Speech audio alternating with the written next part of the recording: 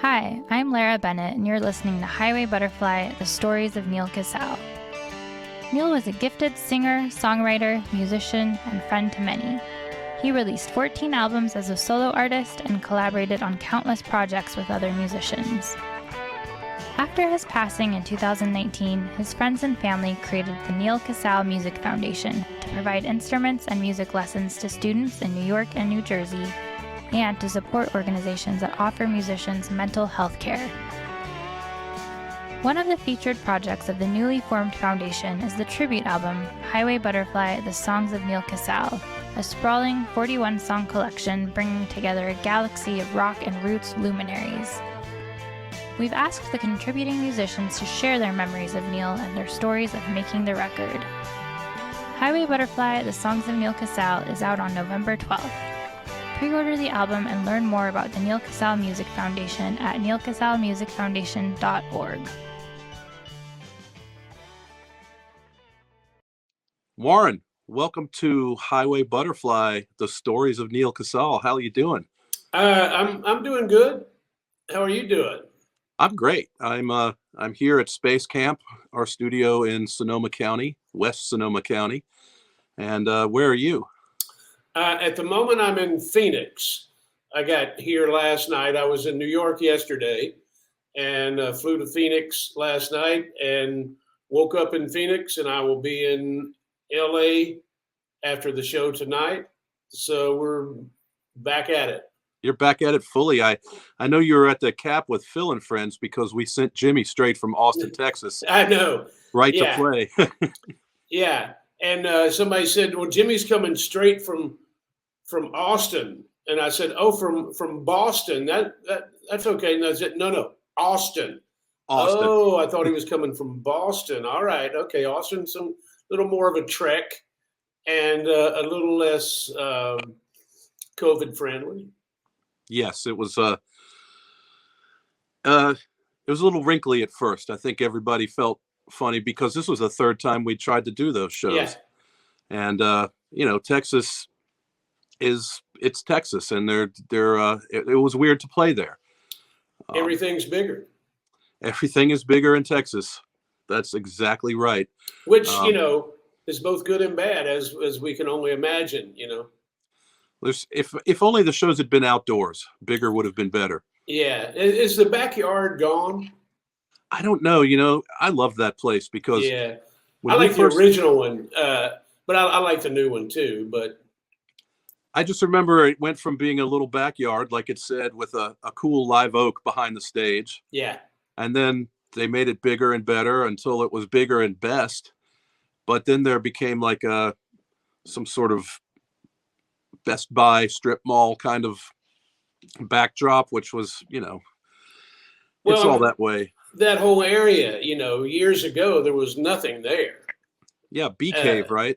Yeah, and when we used to go down to Willie Nelson's studio and record, and if we stayed in Austin, we'd drive to Pernalis, and there was nothing. Once you got halfway there, it was just barren. But now it's all virtually part of Austin at this point. It's pretty insane. I mean, it really reminded me of Nashville with all the glass boxes reaching to the sky and all the scooters. I think Austin and Nashville and Asheville there's so many people going there. It's a little scary because they're all great places in their own right. But the influx always brings some strangeness, Yeah, just they grow too fast. Yeah, and it's hard to keep up with. It's hard to preserve the charm. Yep, and they're three charming places. Asheville, and Austin, both have this charm that defies the rest of that region in a strange way. That's right. It's like a little blue dot of bohemianism. Yeah. And I mean, you grew up in Asheville, didn't you? I did. Yeah. And when I was growing up, it was a map dot. It wasn't a blue dot. It was, it was 70,000 people year after year after year after year. never grew, maybe even shrunk a couple of times. And there was always a lot of great guitar players and a lot of great musicians and a cool underground scene, but there were no venues, there were no studios, there was no music business in Asheville. That didn't start till about 20 years ago. Right. I mean, it was just a town that was a beautiful part of the Smoky Mountains and had more summer camps in proximity than any other town. Yeah, which is still bizarre. People say, "Oh, my kid's going to summer camp at such and such," and I'm like, "Oh yeah, it's down the street from my mom's." Yeah, it's weird, right? Yeah. So I noticed that you've started releasing singles from the new Gov't Mule record, Heavy Load Blues. Tell us, this is the first like straight up blues record the Mule's ever done, right? It is, and it's the first straight up blues record I've ever done. I've been thinking about it for 5 or 6 years, and I didn't really know if it was going to be a Mule record or a solo record. But I think COVID made that decision for us, because we knew Mule needed to get back into the studio, and Stephanie, our manager, said, well, what about you guys doing a blues record? You know, there's been talk about that here and there. And I said, yeah, but I have never determined whether it should be a Mule record or a solo record. Let's see what everybody thinks, because I didn't know if Matt and Danny and Jorgen wanted to make a blues record. But everybody was in agreement. Let's just go do as much recording as we can. And so I kind of insisted, if we're going to do that, let's make a Mule record and a blues record at the same time, stay in the studio longer than we ever have. We got nowhere to be. Right. We can't go on the road. And we waited until everybody was vaccinated, because as you know, we got 2 in LA and 2 in New York. So 2 of us got to get on a plane no matter what. And nobody was going to do that till everybody was vaccinated. Absolutely. So we went in for longer than I've ever been in the studio, and made 2 complete records.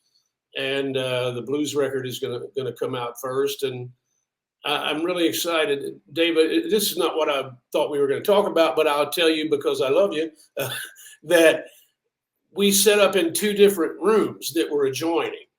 And so in the big room, we had all our Mule toys, like we were making a normal Mule record. And in this small adjoining room with low ceilings, we set up a bunch of little old amplifiers, tiny little guitar amps and bass amps, and ran the vocal through a monitor and ran the vocal through an amp. And we were all set up on top of each other playing live like we were in a tiny little club. So we would record Mule songs all day in the big room. And then when it started getting late, we'd move over into the blues room and play the blues the rest of the night, and then do the same thing the next day. And it turned out to be a wonderful recipe. Too much sky, too much ground. Life can be such a heavy load. There just ain't no relief to be found.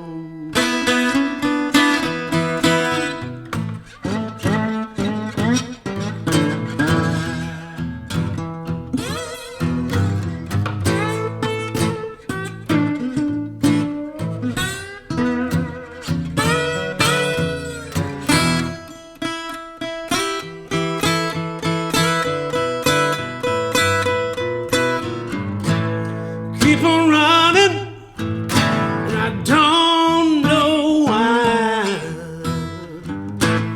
I'll be running till the day I die.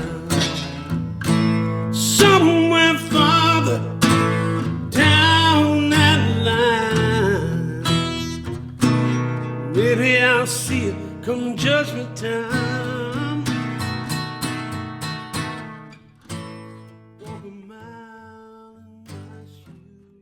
That's a great process.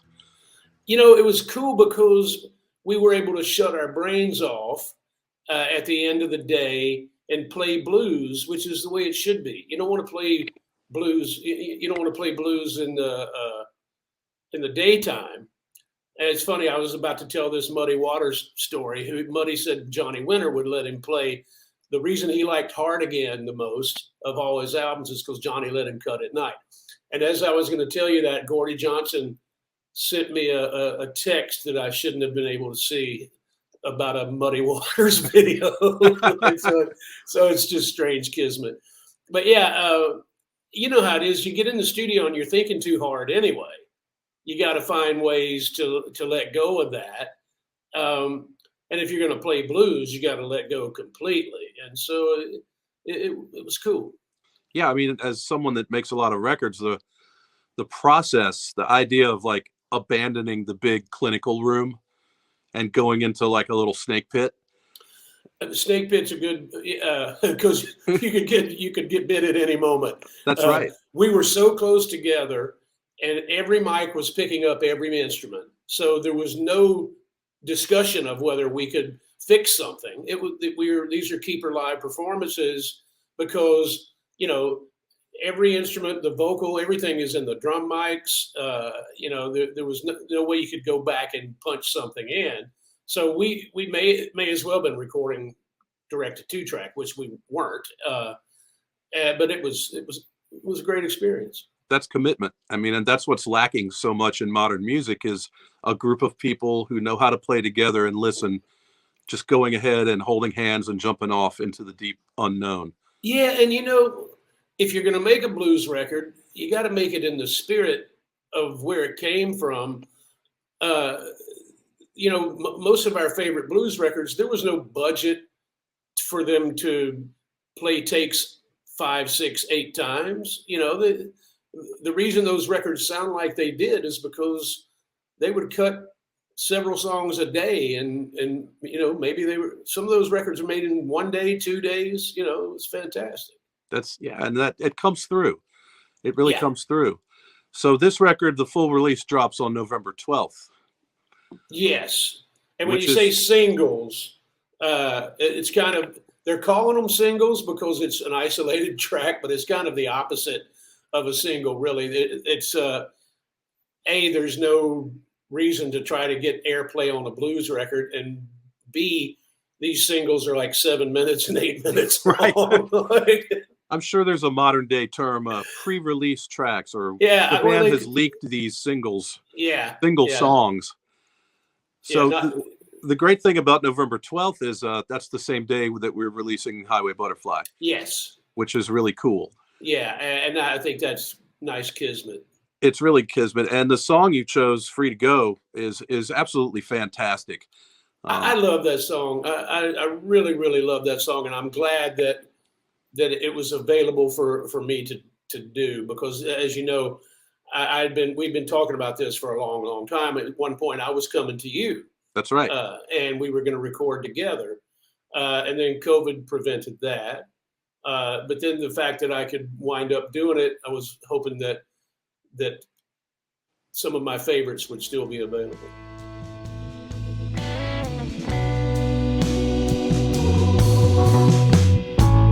There was danger in your blood, even then.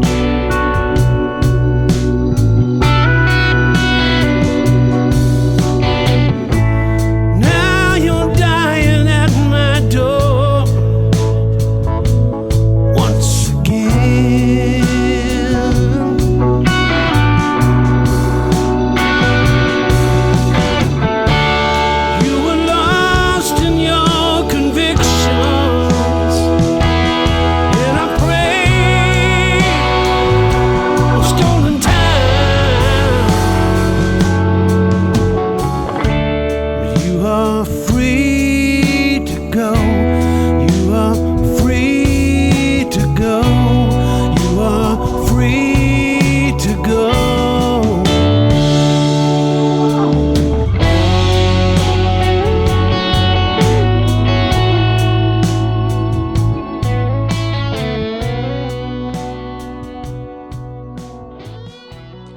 You did a great job. And, one of the things we're doing is we have slowly building a Spotify playlist where every time we release a single, we'll use that term again, because it's just a single song. Right. It's not married. Right. It's not married. It's like a bachelor looking for a prom date. And so, we put out Aaron Lee Tasjan's song or Jamie Wyatt's song and add it to the playlist. And then we add the original Neal Casal version.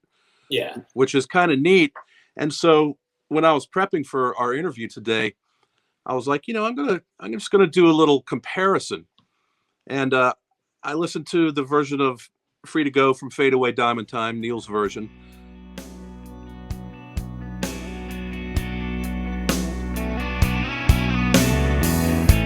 It must have something to do with letting go.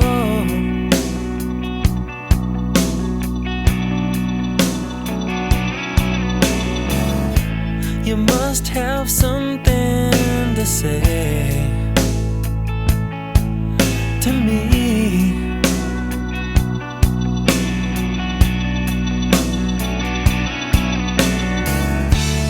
You are free to go. You are free to go. You are free to go.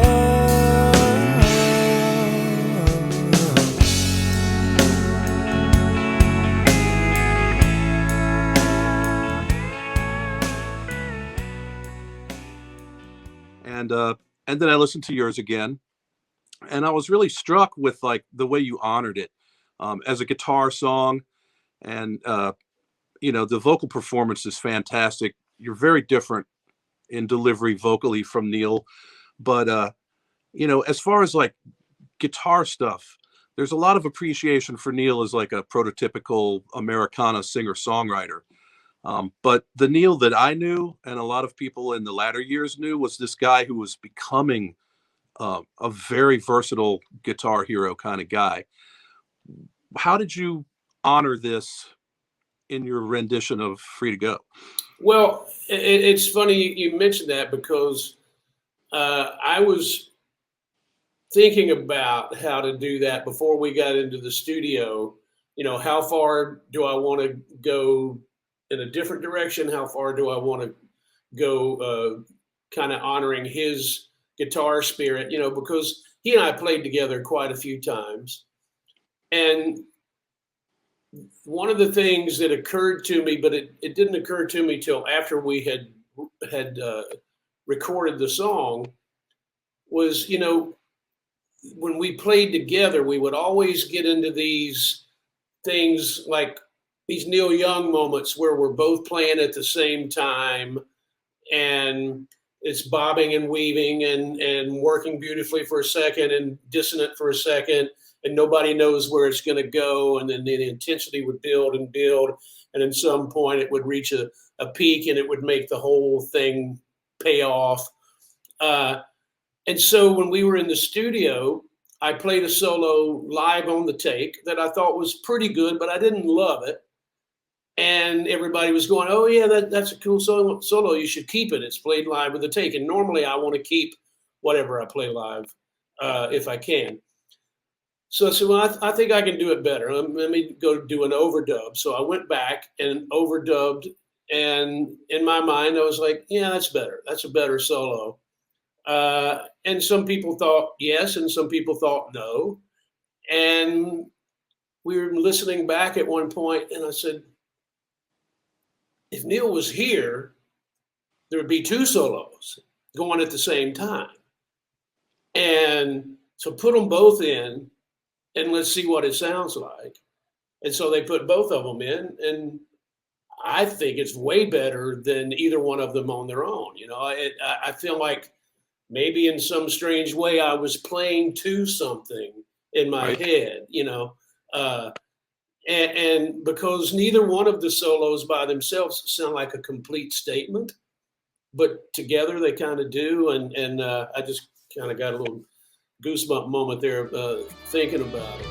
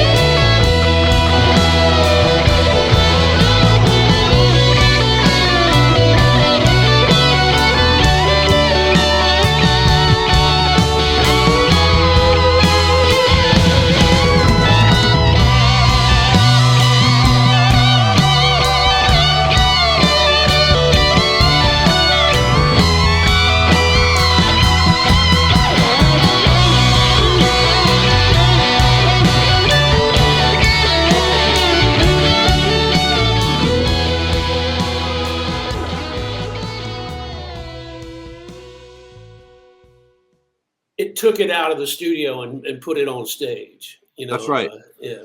When I heard the raw mix come out of the carriage house, I was at first I'm like, did they forget to mute one of these? But then, like you said, it pays off, and certainly you and I have played enough together.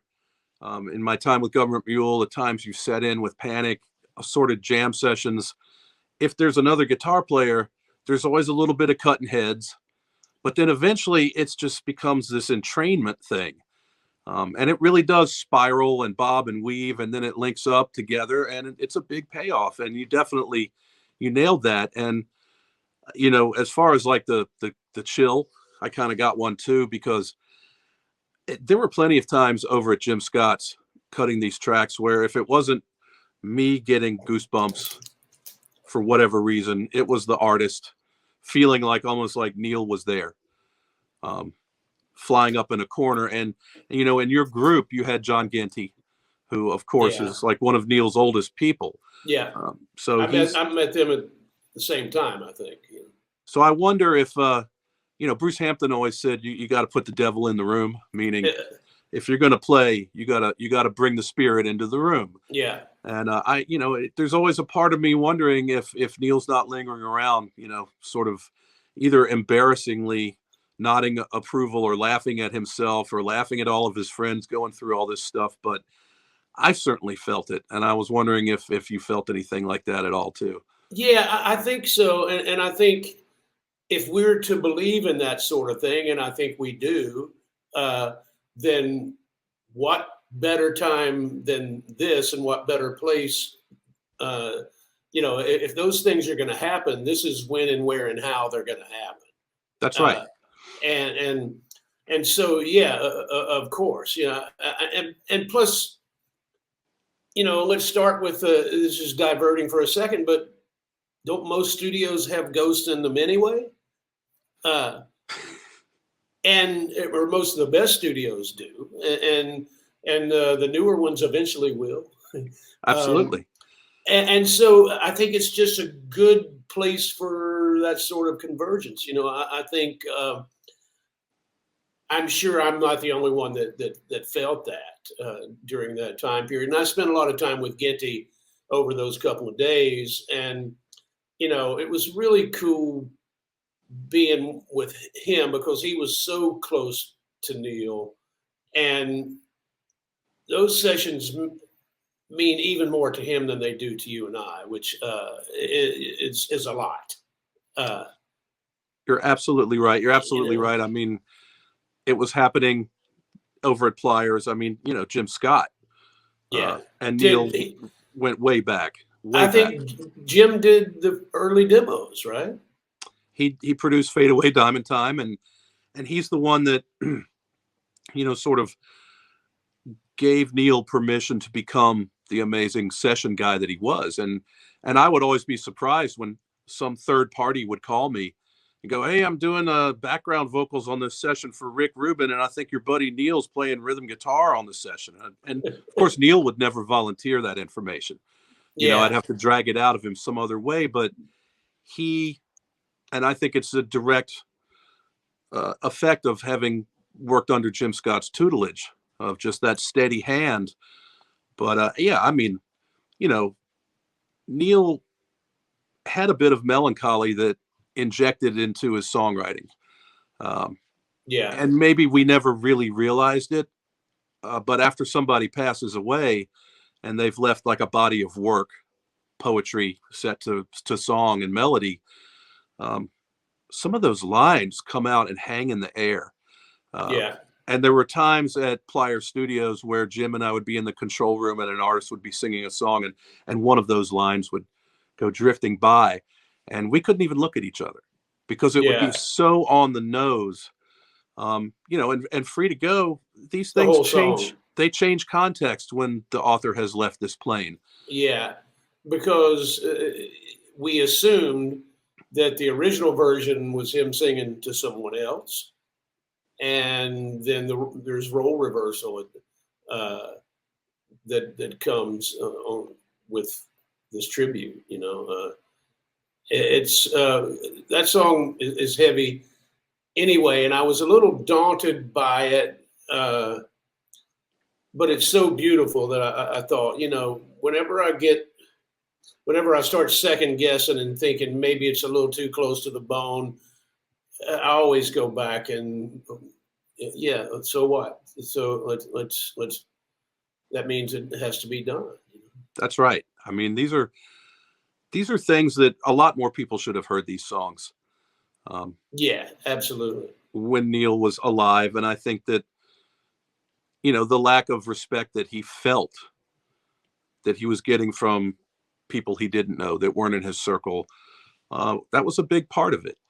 And that circle was widening all the time. It was. There were more and more and more people that were getting hip to what he was doing and what he had done, and like you said, his guitar playing had grown so much. When I first met those guys, meaning Ginty and John Ginty and Neal, I think Neal was more introduced as a singer-songwriter. Right. And then when I heard him play guitar, I was like, wow, he's a really cool guitar player. But that's going back, decades. And so when you see where he took it over the last 20 years or so, it's and as we've all been fortunate enough to do, sharing the stage with so many creative minds that influence each other. So one experience brings out a whole nother side of you that was always there but was never nurtured, and we watched that, and it was great to see the last 3 or 4 times that I saw him play. I think he took it further than I'd ever seen him take it. Yeah, it was amazing, because really I didn't even know who he was until I think I might have seen him with the Cardinals or maybe with Phil, but it was when I started working with Bob Weir at TRI, and Justin Kreutzmann had just filmed that the name is Move Me Brightly. Yeah. Where they brought in Russo and Jonathan Wilson and Clementi and the whole gang from the West Coast. Mike Gordon was there. And there were pictures up of that performance, and there was one of Neal, and I was like, okay, so that's Neal Casal. I keep hearing about him. And then we convened to record the first Hardworking Americans record, and he pulled up in his white pickup truck with the camper, surf mobile from Ventura, and unloaded his amps and his guitars, and we set about making that first record. And that was how I got to know him. Was we didn't even really get a chance to talk. We did it musically. Yeah. And he had great ideas. It was obvious that he was a studio rat, a kindred spirit. And the whole point of that record was deconstructing other people's music. So we took Kevin Kinney's Straight to Hell and turned it into a gospel dirge. Yeah. And Neal would just unwind these beautiful guitar solos. I'm going straight to hell, just like my mama says. I'm going straight to hell. I'm going straight to hell, just like my mama says. I'm going straight to hell. But yes, I am.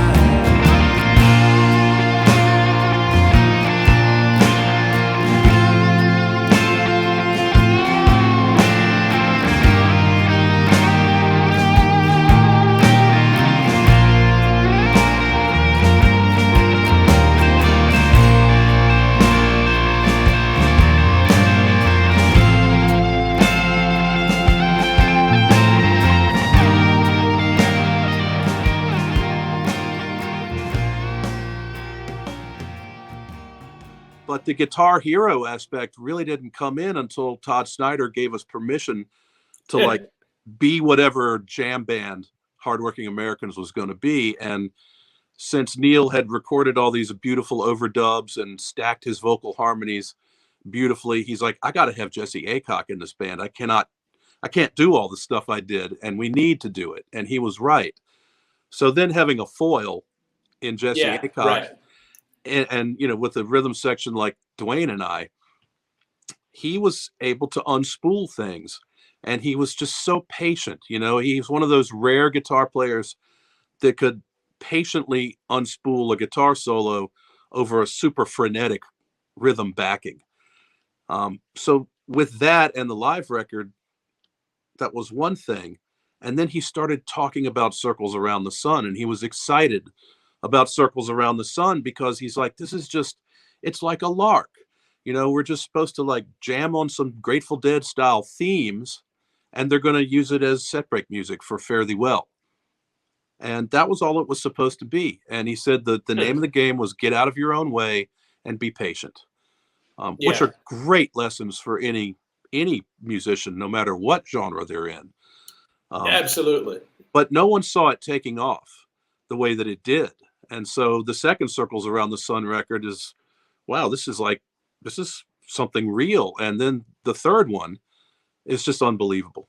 And, you know, and it's unfortunately some of his last recorded work, but there's patience and guitar heroism, but it's not flashy. You know, there's a sense of urgency, but it's never frenetic. But isn't that the way so many great things come about in an unexpected sort of way, that they weren't concocted, they just kind of fell together, and whatever expectations were there kind of went out the window, and maybe new ones came along in their place. But you know, I think about so many great projects that we've all been part of, and Gov't Mule being no exception. Obviously, you know, we didn't think we were going to make a second Gov't Mule record. Right. Why would we? This is a one-off thing, you know. But when things like that happen, it's because some spark ignites, and then it grows on its own, as opposed to somebody in a laboratory thinking, okay, I've got this idea and this is how it's going to go, and don't deviate from it and don't piss me off. That's right. That's a recipe for maybe selling macaroni, but not necessarily music. And that's why we don't sell macaroni. That's right, but we do enjoy it from time to time, don't we? I think, yeah, but hopefully not as much as people enjoy music. No, because something special happens when people play music together, and it goes back to that spirit in the room, the things that give you goosebumps. It's a closeness to whatever the power behind the universe is, whatever you want to call it. When people are listening, and you know, there's that whole, like, the way an athlete gets into the zone, yeah, and they have a career game, and they don't really have much to say about it because it kind of, the game was playing them. Right. That's right. And when that happens with a group of musicians, and then, you know, you get into the jam scene where the audience really is another Artist. member of the group. It's addictive. You know, it's amazing. And I remember Mickey Hart saying, this is why our wives don't understand that we'd go out and play in a nightclub for 12 people. But when it happens on stage, it doesn't matter whether it's a stadium, a theater, or, you know, a snake pit. Yeah, that's right. It's happening, and we all feel it. And that's we're exactly right. We're a little bit less attached to the earth for a while, and it feels really good, and it's important. Well, and we're lucky if we get to experience that once in our life. That's right. And for people like you and I that have experienced it multiple times with multiple partners, it's you know, that's the thing that I appreciate or revere the most about my life, is that having the opportunity to have that experience, to have it more than once, to have it with several different people, and to still be chasing it. You know, like it's hard to describe to someone that doesn't understand that, but you know, I'm sure it's similar to a drug in a way. You know? It's a drug, and you mentioned multiple partners. Not to get ornery here, but you right. know, I mean, musicians they can they can do it with all the musicians they want. No one really going to get jealous. It's not going to break up a band usually. I mean, I guess it can, but we're lucky in that respect because it's like new blood. Like every time someone sits in, like when you would come to sit in with Widespread Panic, there would be a new energy injected into it. And it was a chance for that particular night to go somewhere completely different. And it would be, it makes it special. And we are lucky. And, in a lot of ways, I wish that Neal could have somehow found a way to step back and not worry so much about the direction. Because as you mentioned earlier, when we do things out of love and because they're fun and we have no expectations and there's no grand plan, then things will take on a life of their own. It's almost like the universe will sort of take over to a certain degree. Yeah. And what you said about getting out of the way, that's really the deal. Is if you can completely remove yourself from the thought process and just ride the wave, and there has to be a wave to ride. But if you can get out of the way, that's the best it's ever going to be. And those moments, you could never plan them. And when they happen, you just have to be thankful for it. But it is all about letting go of that human instinctual thing that we all want to do to control where something is going. That's right. And myself as a band leader, when I'm in a situation, sometimes if it's getting out of hand and I think this is going nowhere, my first instinct is to like, okay, let me bring it back to some sense of reality, but you hear the tape back, and that time period was a lot shorter than you thought it was. It felt like really long at the time, but I've learned through the years, just let it go, and we've all learned from Bruce and Phil and people that let go way beyond what we're accustomed to, and hopefully we've learned to maintain that direction. But it's kind of, you're having to balance and draw that line in the moment. And the Grateful Dead would always just like relax and wait for it to happen.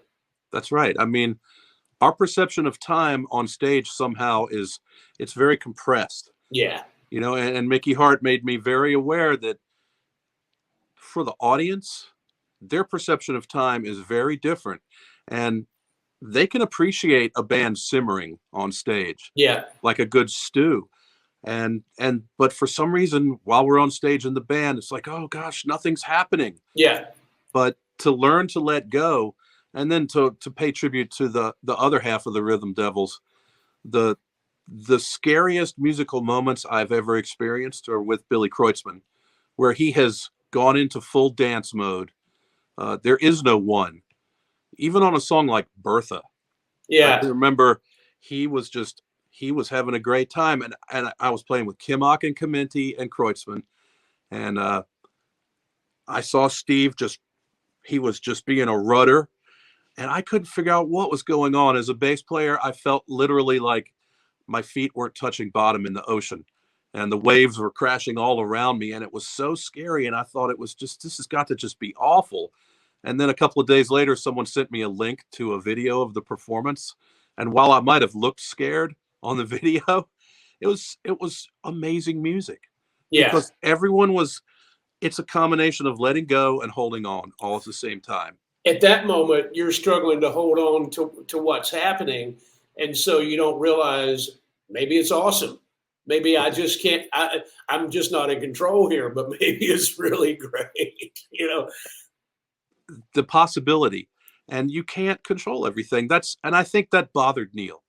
I don't think he could make the connection between being okay, which he was on stage, without being in control. He would grin and bear it in those moments of chaotic unknown. But maybe in life, his mileage was varying to a degree, and it didn't work out very well.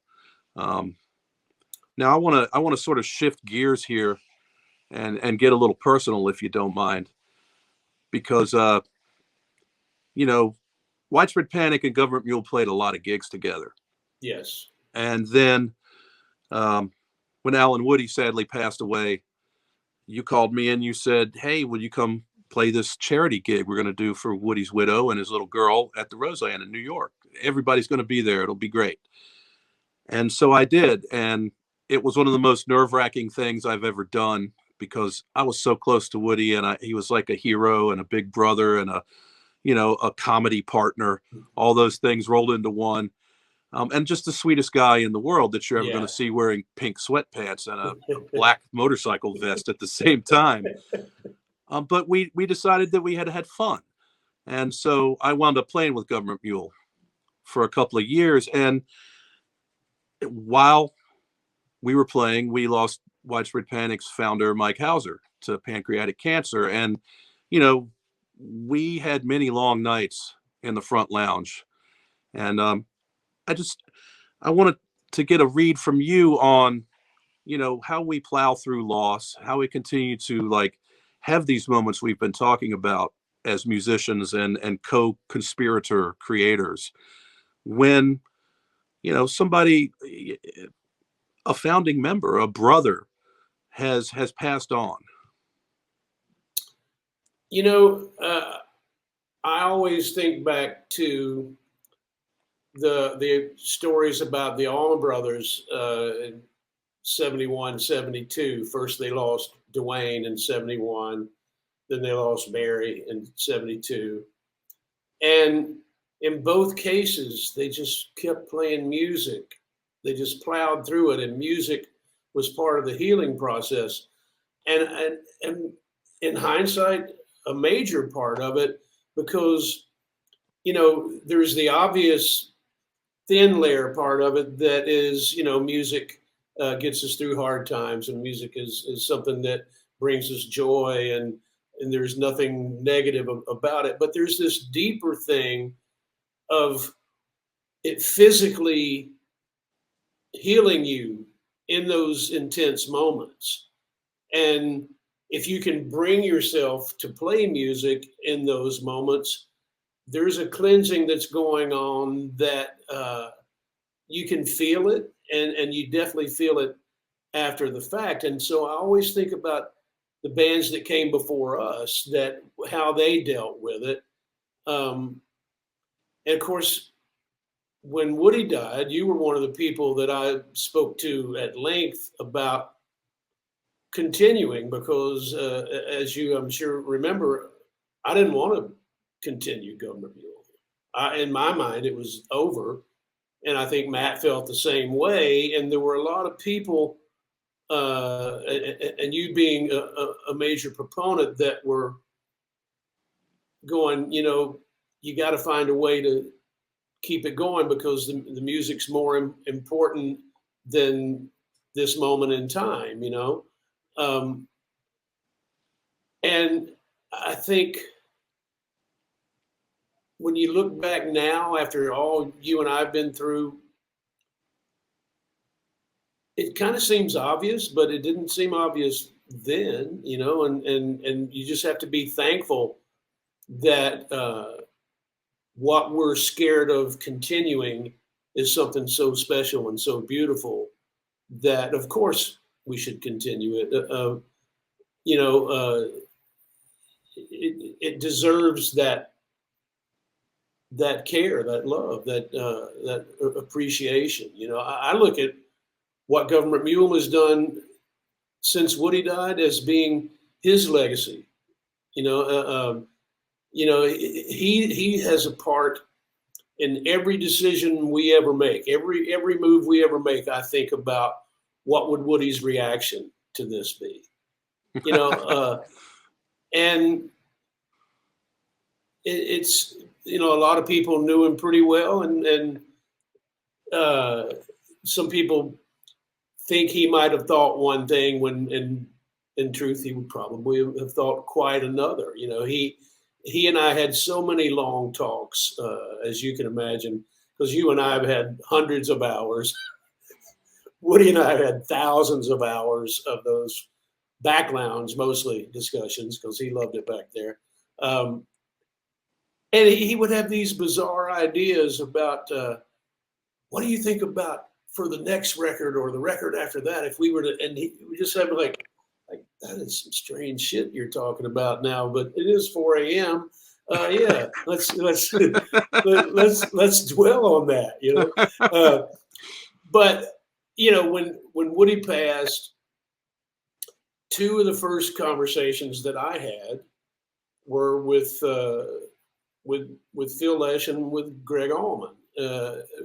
Ironically and uncannily, both of those guys called me, and I remember what Phil said. He said, "I know what it's like to lose someone with whom you have a profound musical connection," and that meant a lot to me and ran deep. And then Greg called me, and because you know Greg loved Woody so much. They were motorcycle riding partners. They were fun having partners. They were, as you and I are, and all of us together that we're talking about, comedy partners in comedy. You know, on our bus, me and Greg and Woody, we were laughing all the time, and that was just part of it. And so when he called me, it was mostly about how much he loved Woody, and then we talked several times after that. And at one point, I told him about this dream that I had had where Woody was still alive, where we showed up at a venue, and Woody was living in the like some upstairs room of this venue, and nobody knew he was there, and he made his presence known, and we were having this discussion. So are you going to play? Or are you not going to play? Like, it was just this weird dream. And I mentioned it to Greg, and the first thing out of his mouth, he goes, "Oh yeah, you're always going to have those." Right. And I just thought, wow, he's talking about Dwayne. He still has dreams about Dwayne, some wacky ass dreams about them fishing or riding motorcycles or whatever, you know.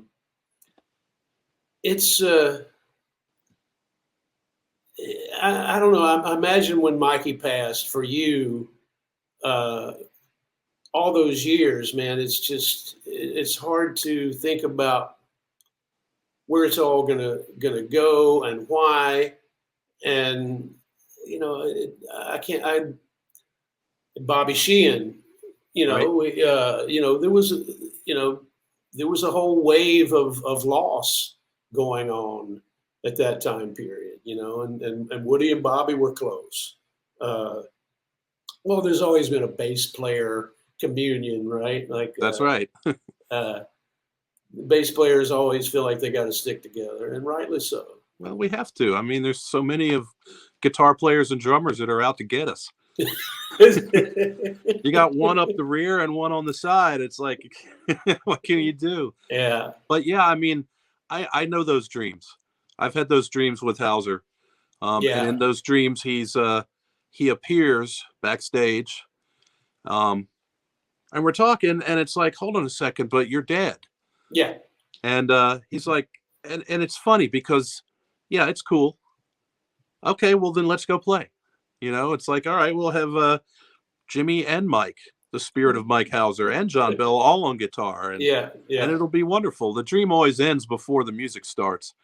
But that uncanny moment of realization that for me, it's never gone as far as we're on stage playing together. That it's never made it that far.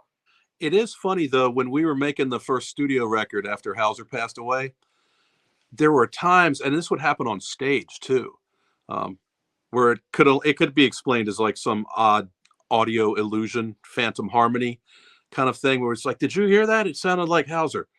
But in the studio, we all heard it, including John Keane, but then we couldn't chase it down. Yeah. You know, it's like, what the heck is going on here? And it would happen occasionally, you know. Neal is obviously inhabiting the upper left corner of Jim's tracking room right now. and Yeah. looking over John Graboff's shoulder at Tony. And but it's okay. That's the thing, is it's okay. Well, and And we were talking about the ghost in the studio anyway.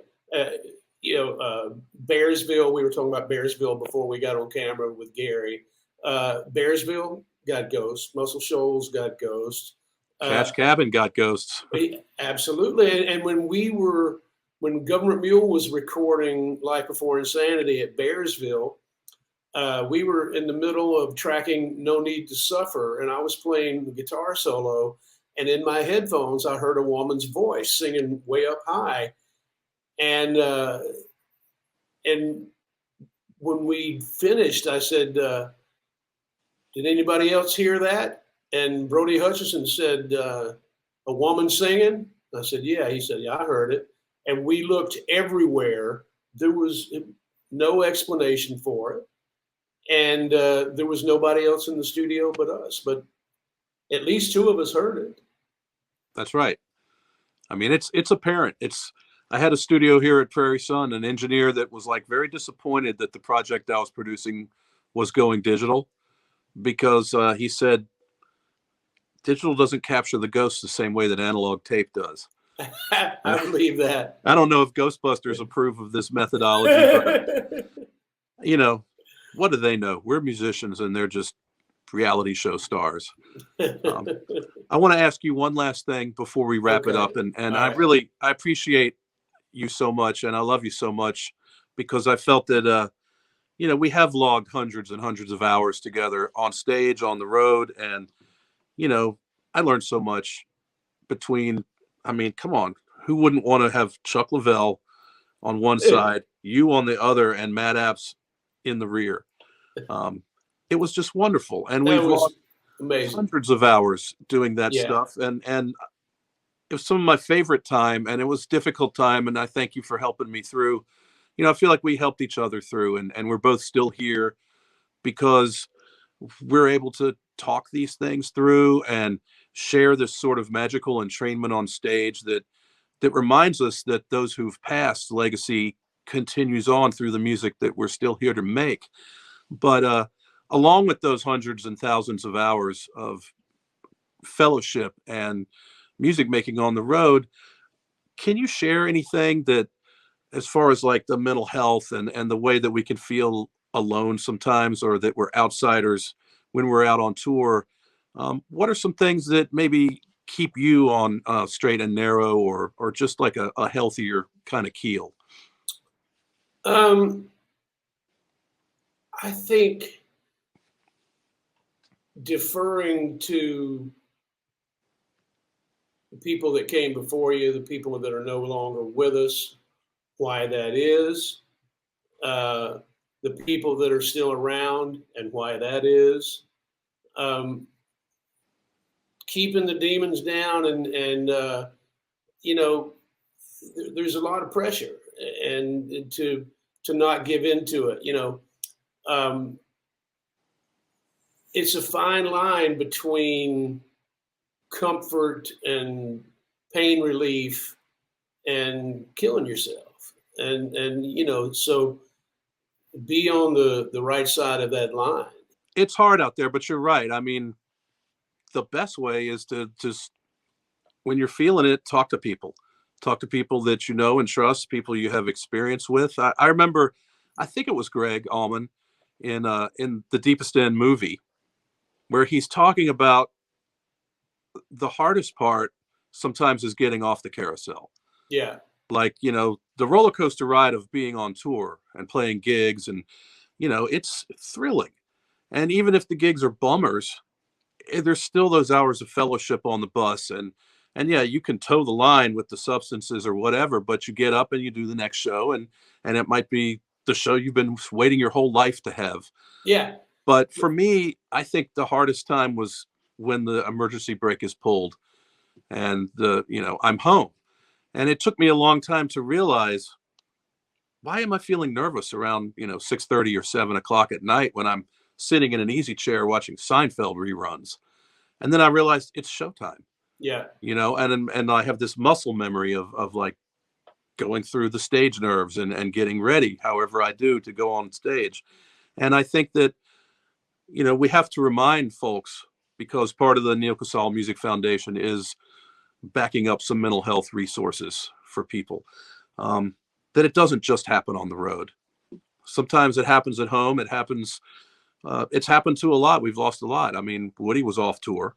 He wasn't home, but he was off tour. Brent Midland off tour. Garcia off tour. That's usually the case, I think. And whether it's like the excitement has died down, but it's tough for a lot of people in so many ways because of COVID. Especially for like me, I really put myself through it once we got started in June. Got a few gigs under our belt, felt good, and then all of a sudden, bam, emergency brake is pulled again. And I'm like, that's when it hit me. And I was home. Should have been happy and okay, this is the way it is. Just like I was all through 2020. We're all in the same boat, but somehow it was different. Yeah. But being able to talk to people helped me. Yeah, I was going to say, we all, whether we're musicians or not, we all have to kind of hone in on the fact that there are people that have it better than us. There are people that have it worse than us. But most of us have it pretty damn good compared to the rest of the world. And so you can never forget that, because sometimes your own troubles seem so massive and monumental that you forget that until you walk out into the real world, and here's a guy with no legs, and it's like I always find myself like wallowing in my own misery, and then having to remind myself that don't forget how lucky we are. We all are extremely lucky and fortunate to have each other in our lives, and fortunate to have music in our lives, and never forget that. Well, I'm sure fortunate that you're in my life. I love you dearly. I love you, man. Thank you so much for being on our podcast. And thanks for contributing your amazing track. It's a standout. You did a great job, and Neal would be proud. And I know that Neal loved you so much. And I'm honored to be part of it for him, and to be surrounded by all the great company. And that was a beautiful moment for me. That it just, I'm so glad that you guys are doing all this, and it's been a long time in the making. And thanks for putting all the time and effort into it, because what did it start out? It's like 10 or 12 or 15 songs or something. Yeah. We were thinking maybe 18, and it blew up into 41. And yeah, there's still a lot of great Neal songs out there. And I couldn't be prouder. And the way that everybody really came together, the way you pulled your session together in the midst of COVID, that's the things that we got 27 other songs done in various remote ways, in COVID-ese, as it were. Yeah. And Jim Scott mixed them all. So we have some great sonic continuity, and I can't wait for people to hear this. There's going to be a whole new legion of Neal Casal fans, and an awareness of the fact that you're not alone if you're feeling too deep in your skull. Music heals, and there's love. And that's the thing. You brought the love in your version of Free to Go, and everybody filtered the song they chose through what they felt about Neal and how the song made them feel, and how I guess they hoped to impart through their artist lens. So I'm going to let you go. Have a great time with Willie. I love you. Love you too, man. I hope to see you very soon. Yeah, let's make some music. All right. Okay, Warren, thanks. Bye. Bye. This podcast is brought to you by Backline, the music industry's mental health and wellness resource hub. Launched in 2019, Backline gives artists, crews, and their families quick and easy access to mental health and wellness resources. Backline provides individuals with case management and offers virtual support groups as well as yoga, meditation, and breath work. To donate, learn more, or get in touch for personalized care, visit backline.care. That's BACKLINE.care.